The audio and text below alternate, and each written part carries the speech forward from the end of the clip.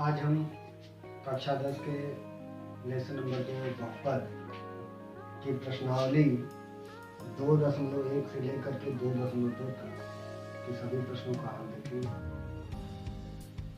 आप के हित के लिए ये वीडियो बनाया जा रहा है। आप मेरे चैनल को या इस चैनल को आप सब्सक्राइब कीजिए, बेल आइकन दबाइए और अपने घर में जो भी आपके छोटे भाई बहन हैं, पुत्र हैं, बेटी हैं, आप उनको ये वीडियो दीजिए कि वो घर बैठे अपनी पढ़ाई को आगे बढ़ा सकें। देखिए शून्य क्या होता है। शून्य इसके पहले वाले वीडियो में शून्य के बारे में हम लोग चर्चा किए थे। शून्य का मतलब है किसी भी द्विघात बहुपद को हल करने पर यक्ष के जो मान मिलते हैं उसे ही हम शून्य कहते हैं। तो यहाँ इस पहले अध्याय में हमें सिर्फ ये बताना है चित्रों को देख करके कि किसका कौन शून्य है। पहला चित्र है आपके लिए, इस प्रकार से बनाया गया है। एक्सिस है यक्स डैश, वाई डैश और यहाँ पे मूल बिंदु को ऐसे एक रेखा खींचा गया है यक्स अक्ष के समांतर। तो पूछा गया है कि बताइए ये जो रेखा है इसके कितने शून्य होंगे। जब ये रेखा यक्स को काटेगी तभी शून्य का निर्माण होगा, अन्यथा शून्य का निर्माण नहीं होगा। तो ये रेखा यक्स को नहीं काटी है, इसलिए इसमें शून्यकों की संख्या शून्य होगी। शून्यकों की संख्या इसमें जो होगी बराबर 0। दूसरा इसी का प्रश्न है, पहले का दूसरा ही। इस प्रकार से चित्र बना हुआ है। एक्स डैश, वाई डैश, बीच में है O और ऐसे गया हुआ है। तो अब यहाँ पे देखिए यक्ष को कितने बार काटा गया है। एक बार ये लाइन काटी है, ये जो वक्र बना हुआ है एक बार काटा है, इसलिए शून्यकों की संख्या जो इसमें हो जाएगी वो हो जाएगी एक बार काटा तो एक। तीसरा देखिए,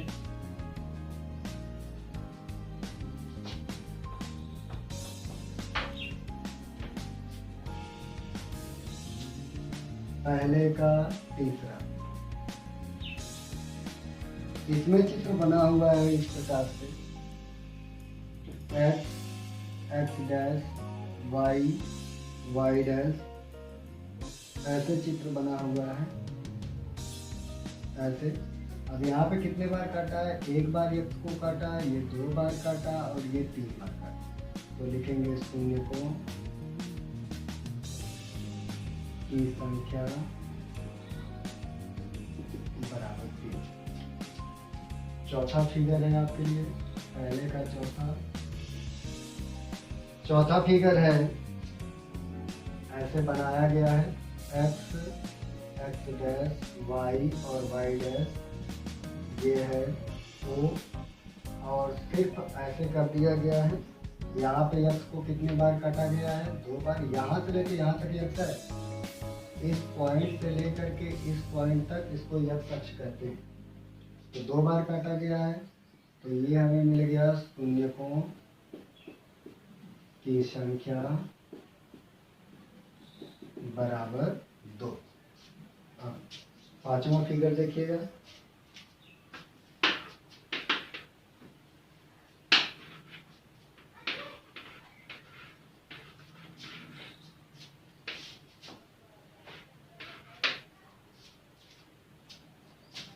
पहले का 5वां फिगर। यहाँ पे इस प्रकार से है, ये एक्सिस बना है, X dash, Y and Y dash, ये है मूल बिंदु O और ऐसे बनाया गया है। क्या बार काटा भाई, 1 2 3 4, इसलिए शून्यकों की संख्या हमें मिल जाएगी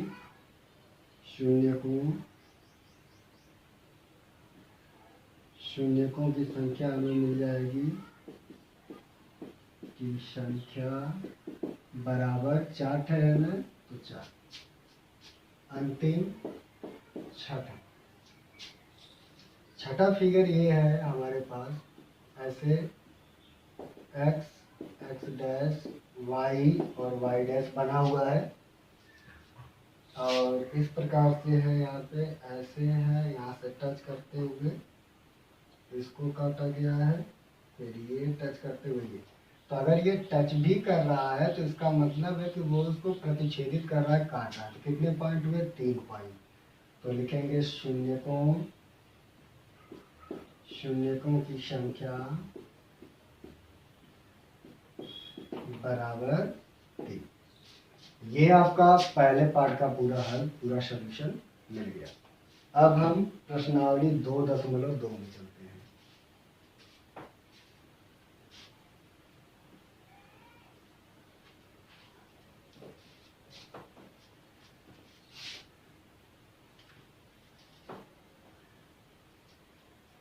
प्रश्नावली 2.2।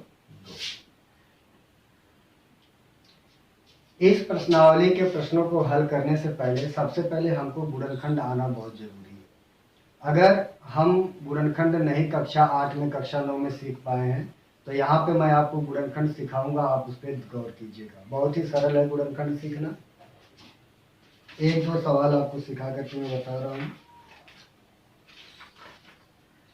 लिखा है 2.2 का पहला सवाल कि निम्न द्विघात बहुपदों के शून्यक ज्ञात कीजिए और शून्यकों तथा गुणांकों के बीच के संबंध की सत्यता की जांच कीजिए। तो पहला सवाल है आपके पास, पहले का पहला।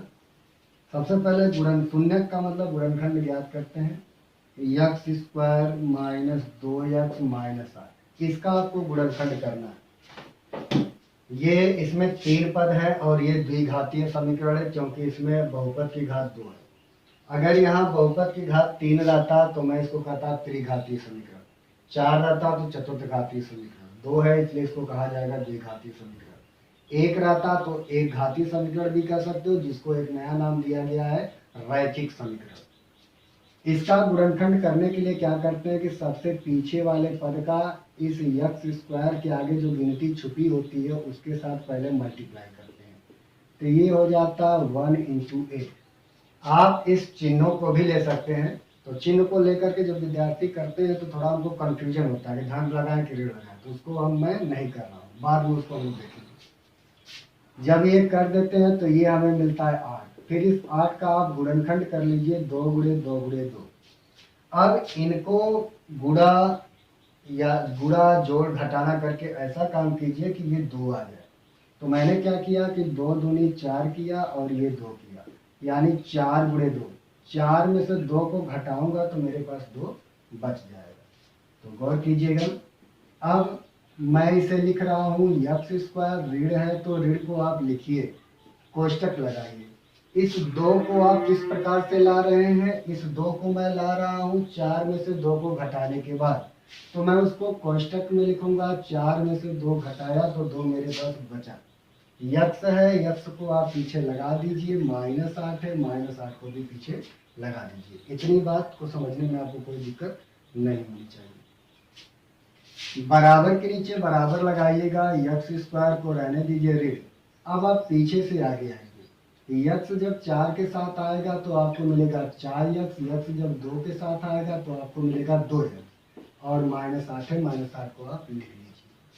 ऋण को जब अंदर भेजेंगे तो यह ऋण इसके आगे लगे हुए धन को ऋण बना देगा और यह ऋण बन जाएगा धन, क्योंकि ऋण जब किसी भी कोष्टक के अंदर जाता है तो चिन्ह परिवर्तित कर देता है। तो ये हमें मिल गया x² ऋण 4x ऋण और ऋण मिलकर के धन 2x और ऋण मिलकर के 8। अब आप 2 का जोड़ा बना लीजिए। तो एक कोष्टक में x² - 4x धन, दूसरे कोष्टक में 2x - 8। अब कॉमन कर लीजिए, इसमें देखिए x मिल रहा है तो x कॉमन हो गया तो बचा x - 4। इसमें से 2 कॉमन कर लीजिए तो x - 4। अगर गुणनखंड कर रहे हैं और आखिरी में इस प्रकार के कोष्टक आपको मिले यानी कोष्टक के अंदर लिखी हुई राशियां आपकी एक समान है तो आप समझ लीजिएगा कि आपका गुणनखंड सही है। तो इनको आप कॉमन कर लीजिए। जब आप कॉमन करेंगे तो आपको मिल जाएगा x माइनस 4 एक में और दूसरे कोष्टक में x प्लस 2, ये आपको मिलेगा। अब हमें शून्यक निकालना है, तो शून्यक निकालने के लिए इन दोनों गुणनखंडों को बारी बारी से जीरो के बराबर करना पड़ता है, क्योंकि शून्यक का मतलब ही जीरो होता है। तो शून्यक के लिए क्या करेंगे कि x ऋण 4 बराबर जीरो करेंगे और x धन 2 बराबर भी जीरो करेंगे। तो यहाँ से ये इधर ट्रांसफर होकर 4 बन जाता है और यहाँ से ये इधर ट्रांसफर होकर ऋण 2 बन जाता है। यही इसका शून्यक कहलाता है। क्या कहलाता है? शून्यक। यानी शून्यक हमें मिल गए, शून्यक हमें मिल गए हैं 4 और ऋण 2। अब शून्यक और गुणांकों के बीच में संबंध कैसे हम लोग निकालते हैं उसको देखेंगे। आइए शून्यक और गुणनखंडों के गुणांकों के बीच में संबंध निकालते हैं।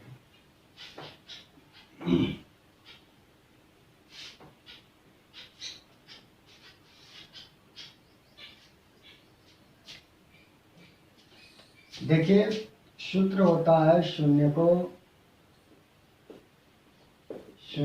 का योगफल। दो चीजें निकाला जाता है, एक योगफल निकालते हैं और एक गुणनफल निकालते हैं। शून्यकों का योगफल का फार्मूला होता है माइनस बी बाई ए, ठीक है, या आप माइनस बी बाई ए कहो या आप इनको आप जोड़ लीजिएगा। तो मैं इन्हीं को जोड़ देता हूँ।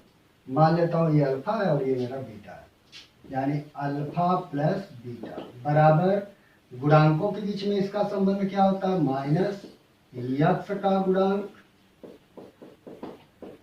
बटा में यक्स स्क्वायर का गुणांक, ये होता है। अब आइए रख करके देखते हैं कि क्या बात ये सही है कि नहीं है। तो शून्यकों का योगफल अल्फा माने 4 प्लस बीटा माने माइनस 2 बराबर, थोड़ा आप इसको एक लाइन में और इसको बना देता हूँ। तो 4 में से 2 जाएगा 2। थोड़ा देखिएगा कि जो मेरा समीकरण था, बेसिक समीकरण हमारा क्या था? समीकरण हमारा था x square minus 2x minus 8 था ना, ये था। अब थोड़ा इसमें देखो तो यक्स का गुणांक 2 है ना, तो ये ऋण 2 हो गया, ये माइनस 2 हो गया, बटा में यक्स स्क्वायर का गुणांक 1 है। तो कितना रिजल्ट आएगा भाई? 2। तो देखो ये जो मिला हुआ है इसी का रिजल्ट मिला हुआ है, यही संबंध होता है। तो माइनस यक्स का गुणांक बटा में यक्स स्क्वायर का गुणांक, इसे ही हम लोग संबंध करते हैं, ठीक है। शून्यकों और गुणांकों के बीच में संबंध कि दोनों बराबर आता है। अब ये योग निकालने के बाद हम इसका गुणनफल निकालते हैं। तो आइए गुणनफल भी देख लेते हैं। गुणनफल निकालते हैं। 4 और ऋण 2 मेरे पास शून्यक है।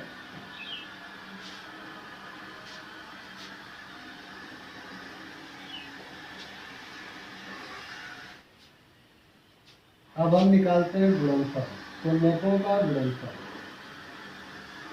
शून्यकों का गुणनफल, गुणनफल मतलब अल्फा गुणे बीटा, और इसका होता है अचर पद जो आपका उस समीकरण में लिखा है, अचर पद बटा में यक्स स्क्वायर का गुणांक, ये होता है फार्मूला उसका। अब आइए करके देखते हैं कि क्या ये बात सही है कि गलत है।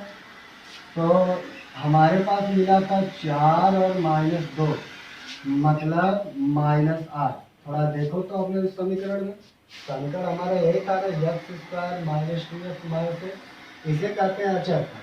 तो अचर पद यहाँ पे मैं रखूंगा माइनस 8 आएगा और यक्स स्क्वायर गुणा 1, देखो माइनस 8 ही आया कि नहीं आया, यानी ये हो गया अचर पद बटा में यक्स स्क्वायर का गुणा। ऐसे हम इसको कर सकते हैं। और एक तरीका मेरे पास है, मान लो ये तरीका आपको समझ में नहीं आया और हमको शून्यकों और गुणांकों के बीच में संबंध को लाना है, तो कैसे लाएंगे? थोड़ा गौर कीजिएगा। एक दूसरे मेथड से इसी सवाल को मैं लगा रहा हूँ। ये सवाल आपका पूरा होगा, सत्यता की जांच भी है। अब इसी सवाल को मैं दूसरे तरीके से लगा रहा हूँ। पहले हम क्या करेंगे? पहले हम शून्यकों का योग, मेरे पास 2 शून्यक मिले हैं। शून्यक मेरे पास क्या क्या मिला है? 4 और ऋण 2 मिला है। दूसरा तरीका, सेकंड मेथड, दूसरा तरीका आपको बताया जा रहा है। ये दूसरा तरीका। कैसे आप और उसको दूसरे तरीके से लगा सकते हो, जैसे जैसे वो कर रहा है तैसे तैसे आप कर लीजिए। शून्यकों का योगफल निकाल लीजिए। शून्यकों का योगफल बराबर अल्फा प्लस बीटा मतलब 4 धन -2 मतलब 2। शून्यकों का योगफल मेरा मिल गया। अब गुणांकों के संबंध में निकाल लीजिए। हम जानते हैं गुणांकों के संबंध में क्या होता है फार्मूला, माइनस यक्स का गुणांक बटा में यक्स स्क्वायर का गुणांक, ये होता है। तो अब अपने इस समीकरण को देखिए, माइनस सूत्र में रहने दीजिए, यक्स का गुणांक यहाँ पे -2 लिखा हुआ है, तो -2 और यक्स स्क्वायर के आगे 1 छुपा हुआ है, तो 1, दोनों को हल करेंगे तो मिलेगा 2। देखिए दोनों बराबर आया, तो हम तुरंत कह देंगे इसलिए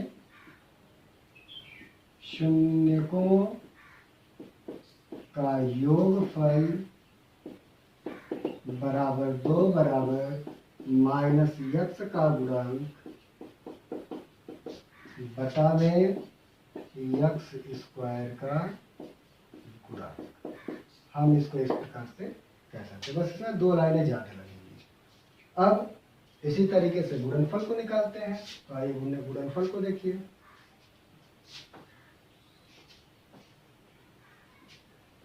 अब इसी तरीके से गुणनफल को निकाल लीजिए। शून्यकों का गुणनफल मतलब अल्फा गुणे बीटा मतलब 4 गुणे -2 मतलब -8। अब गुणांकों के पदों में क्या होगा, सूत्र होता है अचर पद बटा में यक्स स्क्वायर का गुणांक बराबर, तो अचर पद कितना है -8 है, -8 बटा में यक्स स्क्वायर का गुणांक 1 अर्थात -8, दोनों बराबर आ गए।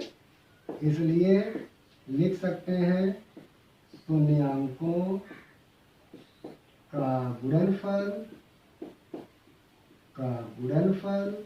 बराबर -8 बराबर अचर पद बटा में यक्स स्क्वायर का गुणांक। इस प्रकार से हम इसको जो है प्रूव कर सकते हैं। अब इसी तरीके से पूरा सवाल आपको लगाना है 2, 3, 4, 5, 6। अब इसमें थोड़ा सा कठिन मुझको लग रहा है ये क्वेश्चन नंबर 5, तो देख लीजिए क्वेश्चन नंबर 5, बाकी आप सवालों को ट्राई कीजिएगा। अगर नहीं आता है तो आप कमेंट करके बता देंगे, तो उसको हल करके मैं बता दूंगा नेक्स्ट वीडियो में। तरीका आपको बता दिया गया। पांचवा एक देख लीजिए, लिखा है t² -15। पांचवा है t² -15। अब यहाँ पे वो यक्स स्क्वायर में लिखा हुआ बहुपद था, ये t में लिखा हुआ बहुपद है, तो t इसका अचर पद है, चर पद है। तो अब हम इसका शून्यक निकालेंगे, तो सबसे पहले इसको हल करना पड़ेगा।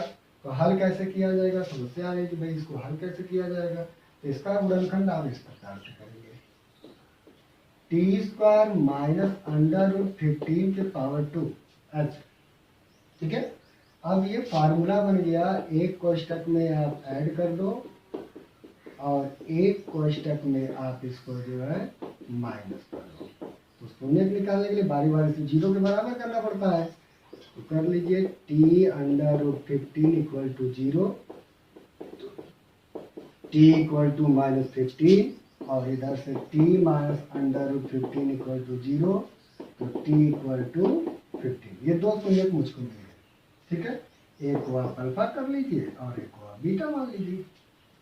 अब आइए योगों को निकालते हैं, जो सत्यता सारणी की जांच करना है। शून्यकों का योगफल क्या होगा भाई, योगफल दोनों में जोड़ो तो -√15 + √15 इक्वल टू क्या है, माइनस यक्स का गुणांक, यक्स के जगह मेरा t आया है, t का गुणांक और बटा में t² का गुणांक देखो तो ये कट जाएगा ना, 0 आ जाएगा, मतलब इसलिए शून्यकों का योगफल, शून्यकों का योगफल बराबर 0 बराबर माइनस टी का गुणांक, टी का गुणांक बटा में टी स्क्वायर का गुणांक। देखिए तो टी का गुणांक इसमें है नहीं, इसमें टी है ही नहीं, तो उसका गुणांक 0 मानेंगे। जिसका गुणांक नहीं दिया था तो उसको हम 0 मानते, तो 0/1 मतलब 0, यानी ये सत्यता की जांच हो गई। ये पहला हो गया। दूसरा गुणनफल आइए देखते हैं। शून्यकों का गुणनफल, शून्यकों का गुणनफल, तो शून्य क्या क्या मिले हैं, एक है -√15 और एक है √15। बराबर सूत्र क्या मेरा है, अचर पद बटा में टी स्क्वायर का गुणांक। इसको जब मैं हल करूंगा तो हमें क्या मिलेगा, हमें मिलेगा शून्यकों का गुणनफल बराबर, ये गुणा करेंगे तो -15 मिलेगा, इक्वल टू अचर पद, थोड़ा देखो तो इसके बराबर भी होगा, अचर पद बटा में टी स्क्वायर का गुणांक। अचर पद देखो कितना है, -15 है, और टी स्क्वायर का गुणांक 1 है, तो ये राशि इसके बराबर है। अतः ये सत्यता की जांच हमारी हो गई। अब और भी प्रश्न इसमें चाहिएगा तो बताइएगा कमेंट करके। बस मैं इसको इतना ही रहने देता हूँ, 2 प्रश्न इसमें, क्योंकि बाकी आप लगा लेंगे। सेल्फ भी लगाना बहुत ज़रूरी है। मैथमेटिक्स में सेल्फ नहीं लगाएंगे तो हमारे बताने का कोई मतलब नहीं है। सेल्फ लगाइए, कुछ बुद्धि लगाइए अपना भी। 2 नंबर प्रश्न लिखा है कि उस द्विघात, लिखा है कि एक द्विघातीय बहुपद ज्ञात कीजिए जिनके शून्यकों का योग और गुणनफल नीचे दिया गया है। सूत्र एक छोटा सा होता है, लिख लीजिएगा उसको। फार्मूला होता है, ये होता है x² माइनस शून्यकों का योग, शून्यकों का योगफल इंटू x प्लस शून्यकों का गुणनफल,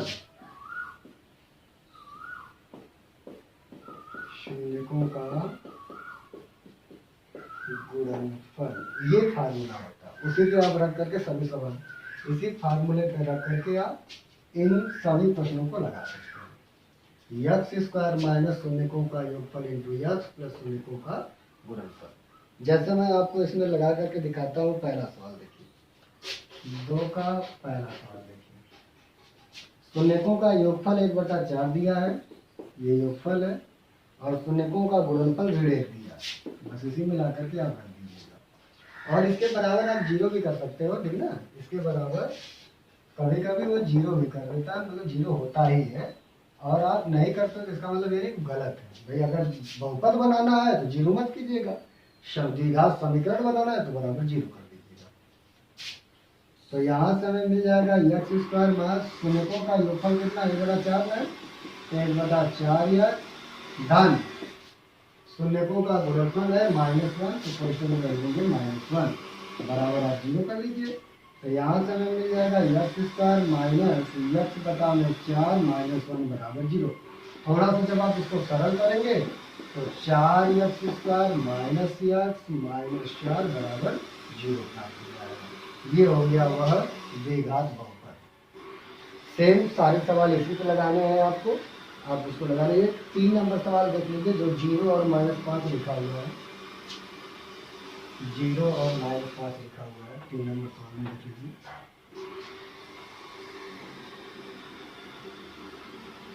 सूत्र यही रहेगा,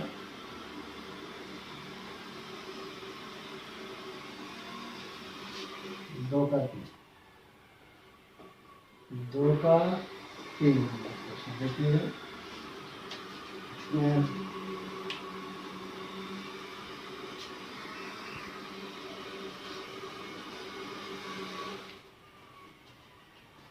2 का 3 नंबर प्रश्न लिखा है कि शून्यकों का योगफल शून्य दिया गया है और गुणनफल आपका कड़ी में 5 दिया गया। सूत्र अभी पीछे वाले में बताया गया आपको।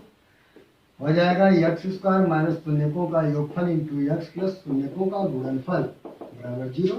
सॉल्व कर लीजिए। एक्स स्क्वायर माइनस खत्म हो जाएगा प्लस अंडर रूट 5 बराबर 0। ये आपका हुआ बहुपद। अब बहुपद के रूप में लिखना तो आप इसको लिख देंगे X square plus under root 5, ये उसका बहुपद कहलाएगा। ये चैप्टर मेरी तरफ से तो एकदम खत्म हो गया है। आप भी घर पे उसको लगाइएगा।